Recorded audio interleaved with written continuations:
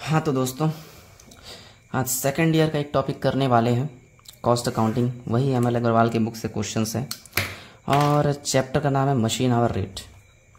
और ये chapter exam के पॉइंट ऑफ व्यू से बहुत इंपॉर्टेंट है। कई बार इससे क्वेश्चन एग्ज़ाम में आया है और इस टॉपिक का मतलब समझेंगे, फॉर्मेट समझेंगे, एक आध क्वेश्चन सॉल्व करेंगे। थोड़ा लंबा वीडियो होने वाला है तो थोड़ा धीरज रखना।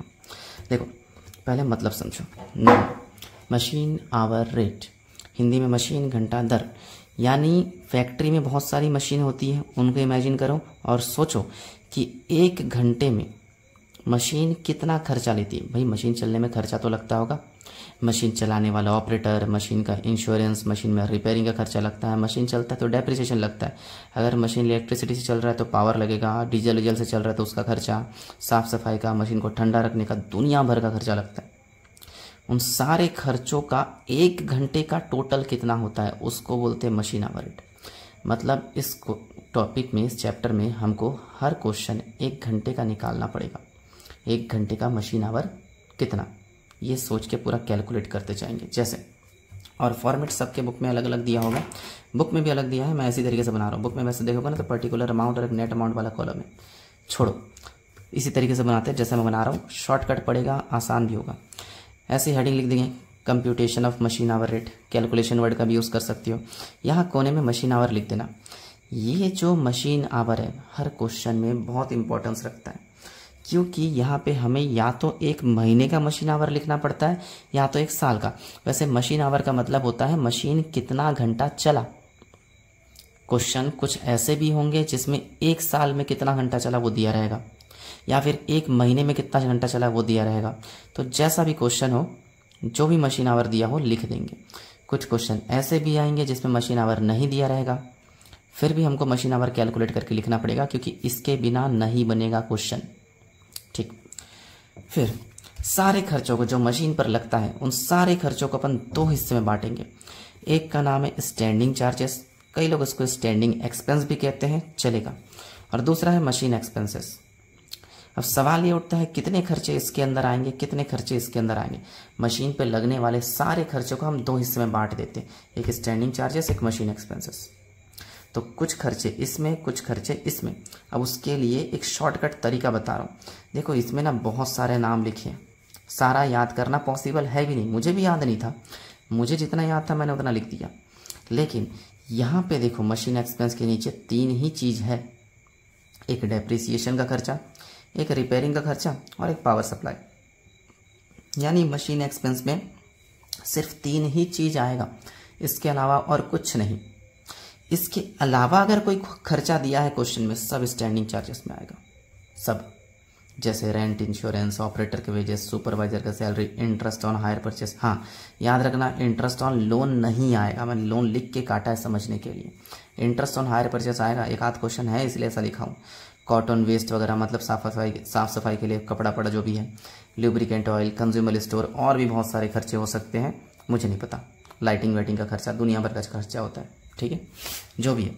तो इस फॉर्मेट के हिसाब से हर चीज़ के साइड में छोटा छोटा कैलकुलेशन करके अमाउंट बाहर लिखेंगे, और अमाउंट सारा लिखने के बाद अपन टोटल लगाएंगे, उसको बोलेंगे मशीन आवर रेट। शॉर्टकट में मैंने MHR लिख दिया, ठीक है। ये रहा हमारा फॉर्मेट। लेकिन मैंने भी कहा ना, सबके साइड में छोटा छोटा कैलकुलेशन करना है। अब वो कैलकुलेशन करने के लिए मैंने कुछ लॉजिक बताया है, ज़रा ध्यान से सुनना। हमें हमेशा खर्चों को मशीन आवर से डिवाइड करना है। मशीन आवर याद आ रहा है, ये मैंने शॉर्टकट में MH लिख दिया है। खर्चों को हमेशा मशीन आवर से डिवाइड करना है। हमेशा ध्यान रखना, खर्चा ऊपर ही रहेगा। अगर हम मशीन आवर को खर्चों से डिवाइड कर देंगे गलत हो जाएगा, ठीक है। खर्चा डिवाइड बाय मशीन आवर, ये याद रखना। लेकिन कुछ लॉजिक भी है। अगर खर्चा एक दिन का है तो मशीन आवर भी एक दिन का लेंगे। अगर खर्चा एक हफ्ते का है तो मशीन आवर भी एक हफ्ते का लेंगे। अगर खर्चा एक महीने का है तो मशीन आवर भी एक महीने का लेंगे। अगर खर्चा एक साल का है तो मशीन आवर भी एक साल का लेंगे। खर्चा पूरा लाइफ टाइम का है तो मशीन आवर भी लाइफ टाइम का। कहने का मतलब ये है, ऊपर और नीचे का बेस सेम होना चाहिए। हाँ, ऐसा नहीं कर सकते, जैसे मान के चलो खर्चा हमें क्वेश्चन में एक महीने का दिया है, लेकिन नीचे का मशीन आवर एक साल का दिया, ये महीने वाला ये साल का। नहीं कर सकते डिवाइड, बेस सेम नहीं है, तो कोई दूसरा तरीका सोचना पड़ेगा, लॉजिक लगाना पड़ेगा, ठीक है। तो बस इतना याद रखना कि बेस सेम होगा तभी डिवाइड करेंगे, वरना नहीं। चलो एक आध क्वेश्चन देखते हैं, तभी जाके क्लियर होगा। तो मैं ML अग्रवाल के बुक से क्वेश्चन ले रहा हूँ, और क्वेश्चन में स्टार्टिंग में इजी वाला लूँगा ताकि सबको समझ आए। मैं काम करता हूँ यार, एकदम फर्स्ट से ही चालू करता हूँ, एकदम बच्चे टाइप का क्वेश्चन, ठीक है। ये रहा क्वेश्चन, हर बार की तरह इसके स्क्रीनशॉट डाल दूंगा। On the basis of the following data compute machine hour rate in respect of A machine A for जून 2011। जून 2011 बोल रहा है, हिंदी में लिखा भी होगा, देखो। निम्नांकित समंकों के आधार पर जून 2011 के लिए मशीन ए की मशीन घंटा दर की गणना कीजिए, ठीक है। जून बोला है 1 महीना, यानी इस क्वेश्चन में मशीन आवर 1 महीने वाला चाहिए होगा। ये जो फॉर्मेट है ऊपर कोने में लिखना पड़ता है मशीन आवर, मैंने पहले ही कहा था, या तो यहाँ पे 1 महीने का या तो यहाँ पे 1 साल का। ये क्वेश्चन साफ साफ बोल दिया जून 2011, जून तो 1 ही महीना होता है ना, इसीलिए इस यहाँ पे 1 महीने का मशीन आवर लिखेंगे। चलो और आगे पढ़ते हैं। कॉस्ट ऑफ मशीन, अच्छा देखो डेप्रिसिएशन का फॉर्मूला होता है कुछ, देख रहा है, cost plus establishment minus scrap upon life. Depreciation लगभग हर क्वेश्चन में इसी तरीके से निकालना पड़ेगा, ठीक है। तो क्वेश्चन में वही दिया है, क्वेश्चन में दोबारा आओ। कॉस्ट ऑफ मशीन डेप्री में काम आएगा। एस्टिमेटेड स्क्रैप वैल्यू, देखो स्क्रैप वैल्यू यहाँ माइनस होता है। उसके बाद effective working life 5000 hour, life को डिवाइड करते हैं, बस डेप्रिसिएशन हो जाएगा। एस्टेब्लिशमेंट का खर्चा नहीं दिया क्वेश्चन में, कॉस्ट दिया, स्क्रैप दिया, लाइफ दिया, कैलकुलेट कर लेंगे, अमाउंट बाहर लिख देंगे। उसके बाद कहाँ गया, जून 2011 में कार्यशील घंटे वर्किंग आवर्स इन जून 2011, 1 महीने में मशीन 100 घंटा चला, देख भी रहा होगा, ठीक है। मैंने कहा था यहाँ ऊपर 1 महीने का या फिर 1 साल का मशीन आवर लिखते हैं, ये मैंने फॉर्मेट बना के रखा है। इसके ऊपर यहाँ कोने में 100 आवर लिख देंगे अपन, 1 महीने का मशीन आवर है, डन। और आगे पढ़ते हैं। Repair estimated over the effective working life, repair दिया पूरे वर्किंग लाइफ का, प्रभावी कार्य जीवन में मरम्मत का अनुमान 2500। ये जो 2500 का खर्चा है 1 महीने का नहीं है, साफ साफ लिखा है वर्किंग लाइफ का, पूरा लाइफ टाइम का खर्चा है। तो लाइफ का खर्चा है तो लाइफ से ही डिवाइड करना पड़ेगा, देख लो यहाँ पे, ठीक है। और इसका लाइफ इस क्वेश्चन में 5000 था, यानी जब रिपेयर लिखेंगे, रिपेयर में 2500 बटा 5000 करना पड़ेगा।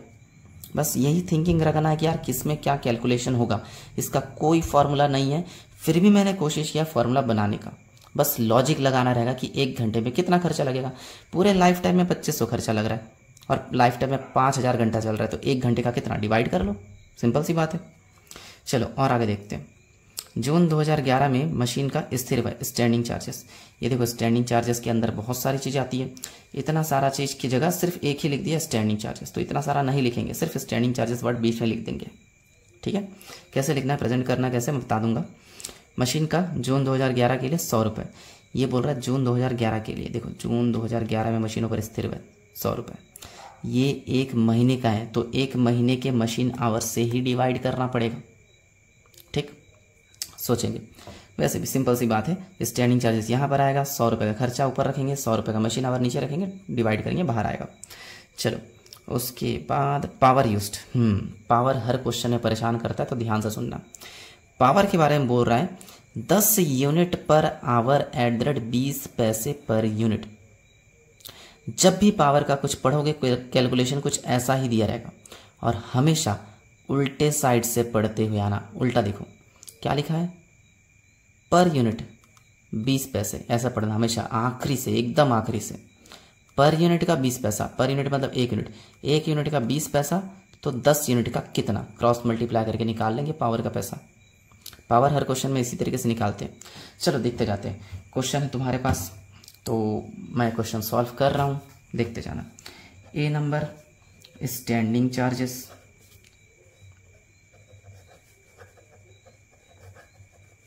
अंडरलाइन कर लेंगे, और एक बी नंबर है मशीन एक्सपेंसेस।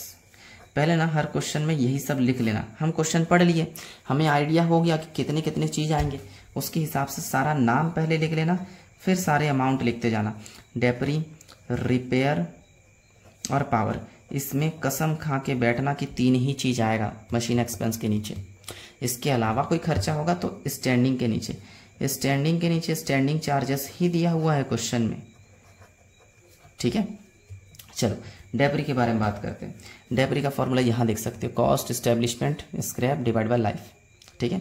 स्टैब्लिशमेंट नहीं है, कॉस्ट देखो कितना है क्वेश्चन में, कॉस्ट है हमारा 10,000। इस्टेब्लिशमेंट नहीं है तो छोड़ दो। स्क्रैप तो है, स्क्रैप का पैसा है 2,000 और लाइफ हमारा क्वेश्चन में 5,000 दिया हुआ है। डिवाइड कर देंगे, कैलकुलेट करके बाहर लिख देंगे। चलो उसके बाद रिपेयर, रिपेयर का बोल रहा देखो क्वेश्चन में 2500 और रिपेयर लाइफ टाइम का दिया हुआ है तो इसको लाइफ से ही डिवाइड करेंगे और लाइफ 5,000 घंटे दिए हुए क्वेश्चन में, ठीक है। स्टैंडिंग चार्जेस के बारे में बात करते हैं। स्टैंडिंग चार्जेस बोल रहा है 1 महीने का 100 रुपये और 1 महीने का मशीन आवर भी 100 ही है तो 100 को 100 से डिवाइड करेंगे। अब बात करते हैं पावर के बारे में। पावर याद करो, उल्टा पढ़ने बोला था।